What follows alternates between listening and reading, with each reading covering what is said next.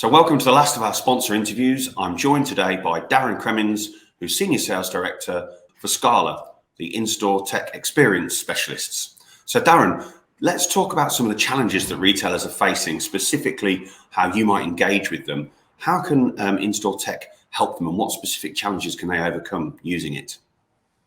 Yeah, hi Phil. It's a great question. So we've seen, over the years, and I've been with Scala for nearly 10 years now, we've seen all sorts of shapes and sizes with screens within store, sort of in window to pull people in, embedded in the aisles, interacting, obviously touchscreen or gesture as well, or at the gondola ends where we see some really nice cascading digital canvases for stunning promotions.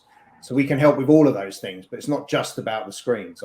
Obviously, it's we use analytics to understand busy periods by tracking trolleys and baskets and know where that trolley and basket has stopped, where they're looking at certain things within the store. And that could be, a digital display. So we're understanding the process of both the screens in store as well as the analytics in the background.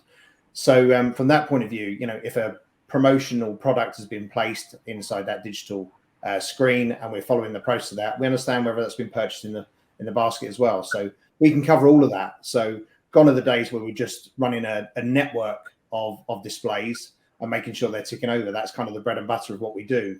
But it's the enhancement around that really makes Scala stand out. And you talk there about analytics.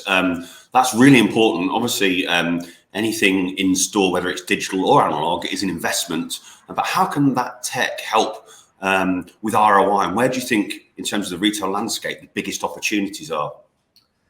Yeah, I think that you're absolutely right. The analytics is key to what we're doing at the moment. And I think that all brands and all retailers can benefit from the in-store tech. And we've seen that over the years, and in particular, in the last couple of years, whether it's supermarkets and the brands within those supermarkets. It seems though the supermarket is the place to be, obviously, to put digital in, but it's the brands that are sponsoring those screens as well. So there's a lot of that going on in the environment. And that could be, in particular, we've seen a massive growth in beers, wines and spirits, that environment from engaging. And that could be both, let's say, screens with promotions or following that journey along. We're seeing the ability of having touchscreen deployments where that's then putting in a personalized message on a label and printing it off and putting that label on a bottle in store, which is something that historically you would only really do online. So it's bringing that online experience in store as well.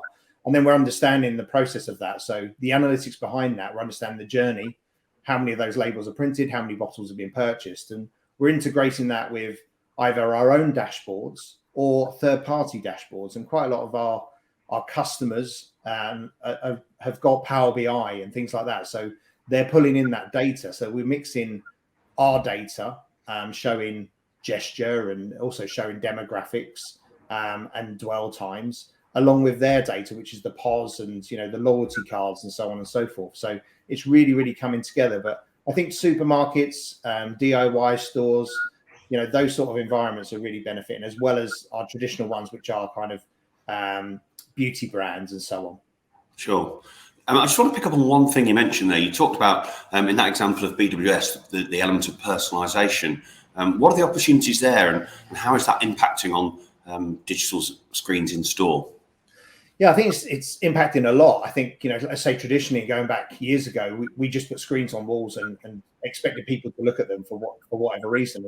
That's changed a lot over those years, and it's defining what and knowing that customer is. For different people, it's different things. It's do we know the customer through a loyalty app, a reward program? Have we got sensors to sensor a system? Is it a check-in system? Is it a QR code? All those type of different things. And the beauty of Scala and the way that we work is that we can pull in all of those third-party technologies and data using APIs and data layers to bring in that collaboration.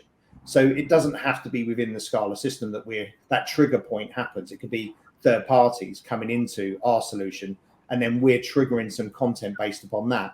And at the same time, the journey that we'll provide from a solution point of view can then be exported out or triggered out to those third-party applications. So we're working in one kind of ecosystem. So, the examples that I mentioned before about, the demographics and the journeys that we're taking on, we're working on a project at the moment, which is traditionally it's something that we've been doing for years, which is lift and learn. this instance, it's, you know, a shelf edge strip with a lift and learn opportunity and the screens, and then we're running camera technology there as well. And the idea is it's recording all of those data. So, you know, when someone comes up to the screen, when the bottles are being lifted, what comparisons are being made, and then, you know, are they male, are they female, are they old, are they young, all that type of good stuff. But then it goes into, and I mentioned it before, the Power BI type of stuff, where the retailer are bringing that data in to know have the purchases been made. And then not only that, have repeat purchases been made because of the loyalty card they've got. They know if there's been an uplift and a repurchase of that product, you know, days or weeks later. So the whole thing is fantastic. It's something that we've been striving to do over a number of years, and we're finally at that point where we've got the technology to do that. Well, one thing's for sure, there are lots and lots of opportunities, and there's some really powerful tools at your disposal for the retail sector. So, Darren, thanks for explaining some of those things for today and talking through some of the opportunities.